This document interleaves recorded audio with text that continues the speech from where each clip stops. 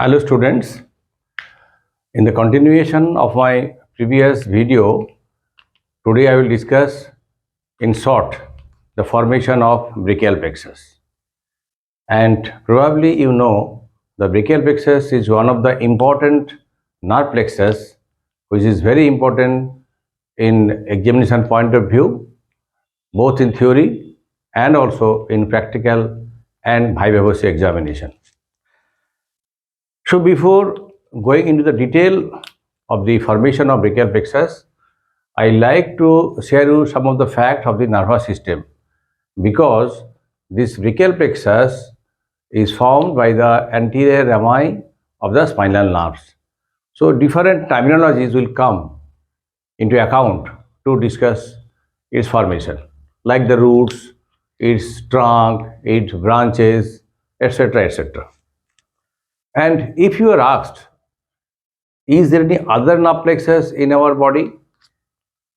The answer will be yes. There are so many nerve plexus in our body, but particularly the somatic peripheral nerve plexus are usually four.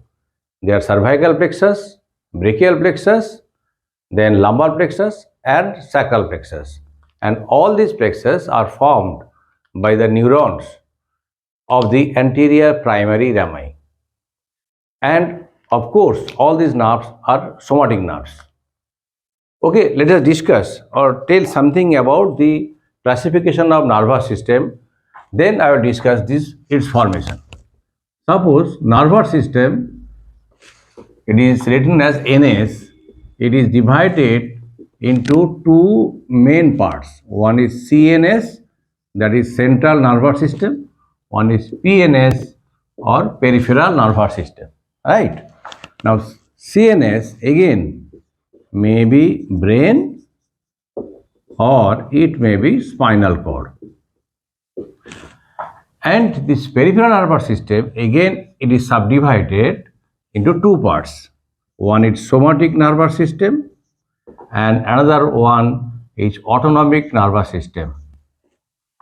It is again divided into sympathetic and parasympathetic, will be discussed in one other day. And somatic nervous system, it may be cranial nerves and it may be spinal nerves.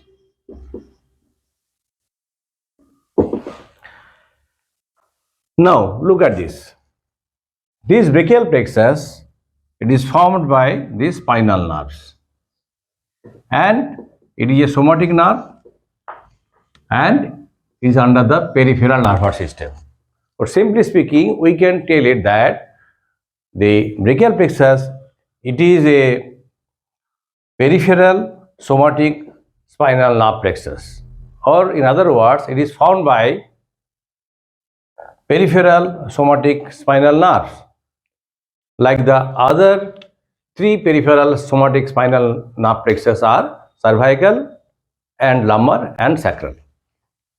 I think it is clear to you. Now we will go into the topic. But into the topic, if we go straightway, it will be to some extent difficult for you to understand the rami, roots and branches, all these terminologies. So let me clear all these terms. Now for a few moments you forget the brachial plexus. You see this one. Suppose this is a ground and this is under the ground, the soil is there, and from this soil the roots of a small tree or a plant is going towards the ground level. Similarly, any other roots also there, they are also going towards the ground level to come out from the ground, and ultimately they come out from the ground like this.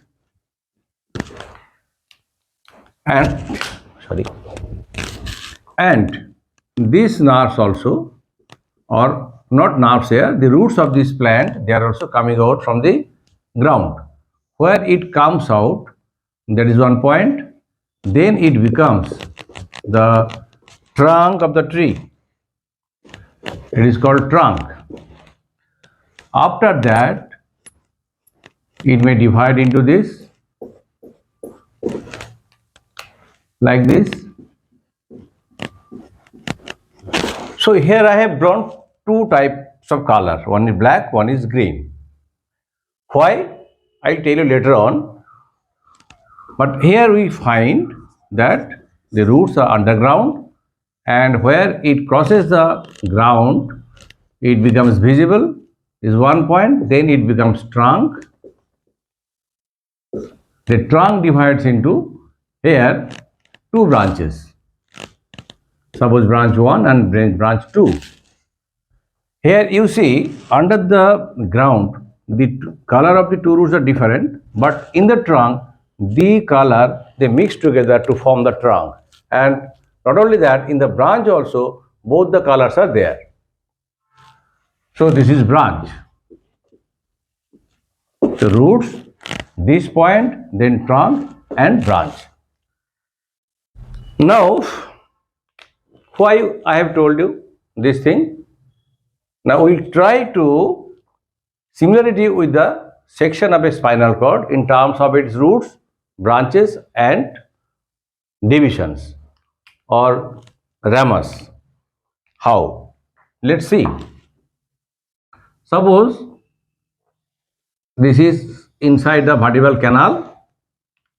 Inside the canal, you will get the section of spinal cord. If I draw like this, spinal cord section, and this is anterior side and this is posterior side, and this is called anterior horn, where you will get so many cell bodies of anterior horn neurons, and they are all motor neurons. And in the posterior horn, which is long, here you will get sensory neurons,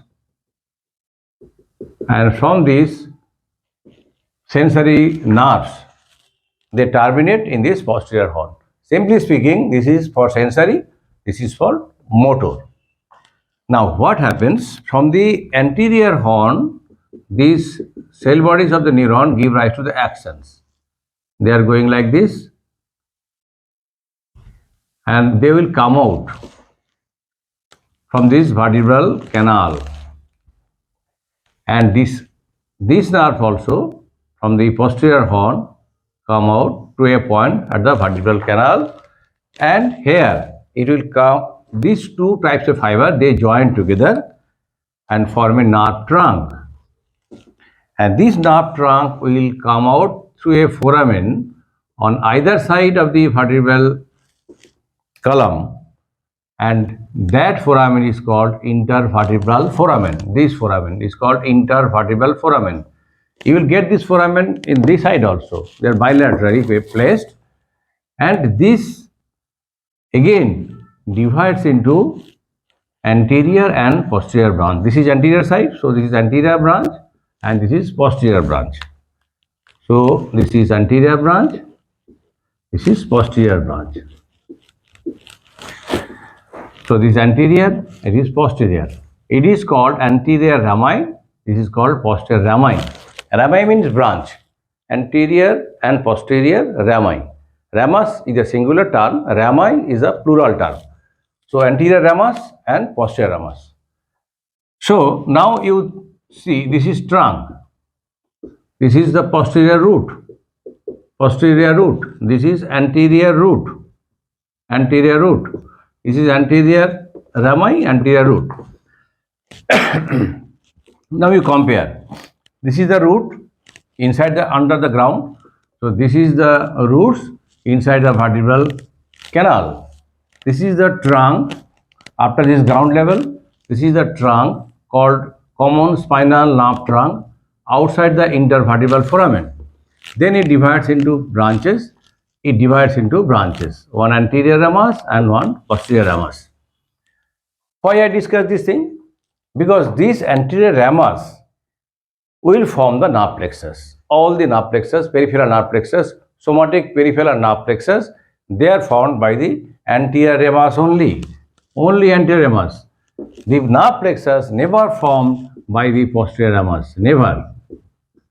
So when you are asked for the root value of a nerve from this plexus, or in lumbar or sacral plexus or cervical plexus, whatever may be, you always say that it is the anterior ramus of such and such nerves, never posterior ramus, because this posterior ramus is going backwards to supply the muscles and skin on the back of the trunk only, not in the limbs. But the anterior ramus, they are going to supply the muscles, joints and the other structures of the limb. Brachial plexus upper limb, lumbosacral plexus for the lower limb. So this anterior rami for the limbs only, posterior ramus for the trunk only, and they are not forming any plexus, they are forming any nerve plexus. So now I think it is clear, but one difference is that in this anterior root or posterior root, only the motor or sensory fibers are there. But from tongue onwards, the anterior ramus and posterior ramus, both, they contain both motor and sensory fibers. So the nerve plexus, when they are formed, maybe brachial or lumbar, whatever may be, they are formed by both motor and sensory fibers. And all are somatic nerves and all are peripheral nerves. Now going into the topic. The topic is formation of brachial plexus. I think you know little bit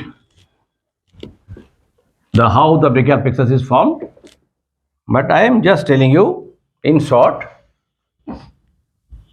It is formed by C5, C6, C7, C8 and T1, these 5 spinal nerves.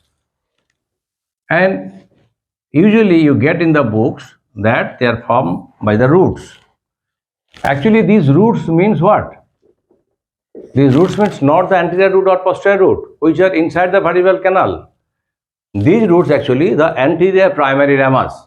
That means after dividing from the nerve trunk, anterior and posterior ramus, this anterior ramus here, it is called simply as the root.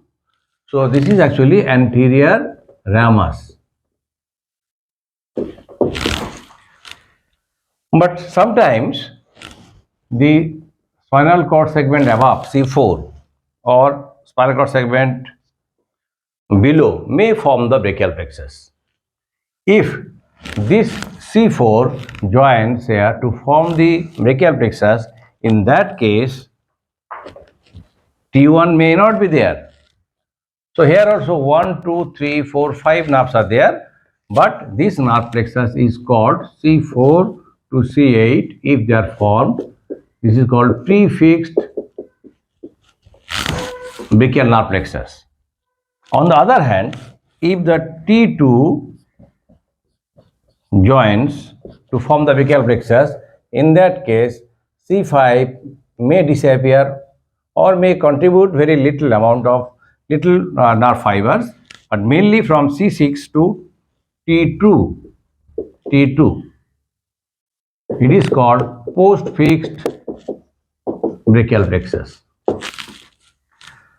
As per RJ last, this prefixed plexus may be found in 10% cases and post-fixed plexus may be found in again 10% cases. So in most of the times, most of the cases, the brachial plexus is formed by roots of or anterior primary ramus of C5 to T1 spinal nerves. So now we will consider from C5 to T1, which is the usual. Now how they will form? This anterior ramus or the root of the C5 to T1 spinal nerve, they join like this. C5 and C6, C7 will go alone, C8 and T1 they again join. So these will form the trunk. Now you compare the previous picture, roots trunk, this trunk called upper trunk, middle trunk and lower trunk. Upper trunk formed by C5 plus C6, middle trunk by C7, lower trunk by C8 and T1. Then this trunk again divides into anterior and posterior division. Anterior and posterior division. I am using the color posterior as blue, posterior, posterior and posterior, and anterior as green color. So each trunk divides into anterior and posterior divisions. So here we can write division. After that, the anterior division of upper trunk and anterior division of the middle trunk, they will join and form a one particular cord, and the anterior division of the lower trunk will form another cord, and the posterior division of all these three trunks joined together, this one and this one, these three will form posterior cord. Remember that the anterior division will supply the anterolateral aspect of the upper limb, and posterior division will supply the posterior aspect of the upper limb, and these are called cords. So this is lateral cord, this is medial cord, this is posterior cord. Why they are called lateral, medial and posterior? Because they are related medially or laterally or posteriorly to the second part of axillary artery. So axillary artery is the reference. Second part of axillary artery related to the lateral cord laterally, medially medial cord and posteriorly posterior cord. Now question may come, where you will find the root, where you will find the trunk, where division and where cord. As because they are coming from inside the vertebral canal through the intervertebral foramen, then it comes into the neck, anterolateral side of the neck. Here you will get two muscles, one scalenus anterior, one scalenus medius. So between these two muscles, these roots enter. So roots are found between the scalenus anterior and scalenus medius muscle in the neck. And then trunk. The trunks are found in the posterior triangle of the neck. Here is the posterior triangle. There you will find the posterior triangle of the neck. From the neck, the trunk will reach the axilla. So there should be a communication or a gap between the axilla and the neck or cervix called cervicoaxillary canal. Through the cervicoaxillary canal, all these trunks enter into the axilla behind the clavicle, because the cervicoaxillary canal, it is formed bounded by anteriorly clavicle, posteriorly upper border of scapula and medially by the outer border of the first rib. So through this gap, through this canal, that means behind the clavicle, the divisions, trunk and division, they are passing, then comes into the axilla. In the axilla and in the upper arm, you will get the cords. Medial cord, lateral cord and posterior, all the cords you will find in the axilla and in the upper part of the arm. So this is in the neck, the trunk in the posterior triangle of the neck, divisions behind the clavicle into the axilla, then cords into the axilla and in the arm. So there are so many branches from these roots, from the trunk or from the different cords of brachial plexus. That we will discuss in another class. Till now, just remember the formation of the brachial plexus, how they are formed, where they are situated, and what are the other peripheral nerve plexus in our body, and how they are formed and how they supply the different regions of the body. And all these plexus, all the peripheral nerve plexus, they supply the limbs and they are formed by the anterior ramus of the spinal nerves, not posterior ramus. So in the next video, we will discuss the branches of the brachial plexus. So if you feel any difficulty in understanding of this formation or any doubt, you may write in my comment box. Or if you like to video on other topic which is interesting and also difficult for you to understand, then I can discuss in some other day in another video. But till now, we know the formation of brachial plexus. So I request you to subscribe this channel so that in the next video you will get the notification and you will immediately can visit the next video on brachial plexus 2. So till now, till then, thank you very much for hearing.